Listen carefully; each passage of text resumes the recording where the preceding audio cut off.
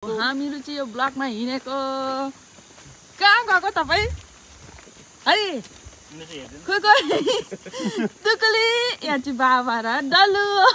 डलु हाँस्नु पर्छ डलु यहाँ चाहिँ जय हुनुहुन्छ यहाँ चाहिँ डोन छ डोन बसकटीमा हिँड्दैछु म यो चाहिँ हाम्रो यस्तो गाउँबाट चाहिँ अब यहाँ मान्छे यताबाट गाडी हिँड्ने जानुपर्छ किनकि बिहान बिहान ब्लक हुन्छ कि भरे मात्रै आउँछ कि अब हिँड्दा चाहिँ यस्तो सुटबुट लगाएर हिँड्नुपर्छ त्यसरी यस्तो भएर हिँड्नुपर्छ यस्तो भएर यहाँ चाहिँ प्रायः यस्तो छ नि त ब्लक आउँछ पानी त्यो के ल्यान्डस्लाइडहरू सार्को हुन्छ कि मेरो डल्ले चाहिँ यहाँनिर बाबासँग जाँदैछ अन्त हामी चाहिँ अलिक मर्निङमा जान्छ यतापट्टि गाडी चाहिँ जाएको अन्त हामी त्यसरी नै जाँदैछ यहाँनिर पुरा ब्याग बोकेको छ ब्याग यस्तो ब्यागमा आएर ठुलो ब्याग बोक्दैछ हो यसो यो चाहिँ यस्तो आउँदैछ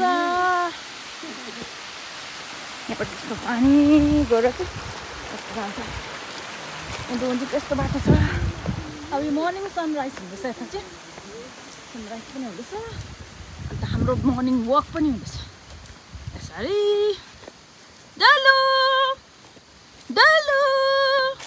यो चाहिँ त क्लियर मेरो छोरी छोरी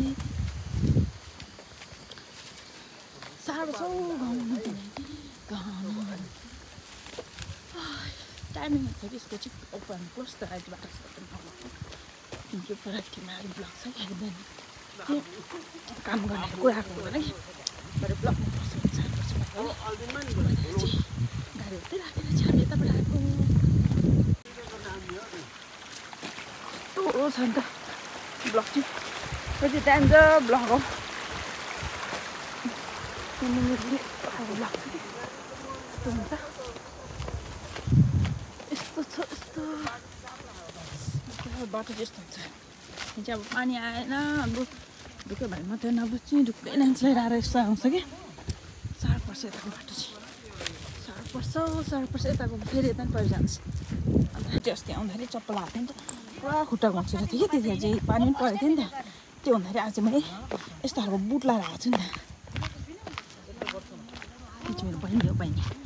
लास्ट मिठो हाम्रो यो चाहिँ अब चाहिँ 2-3 साल बेच्दैन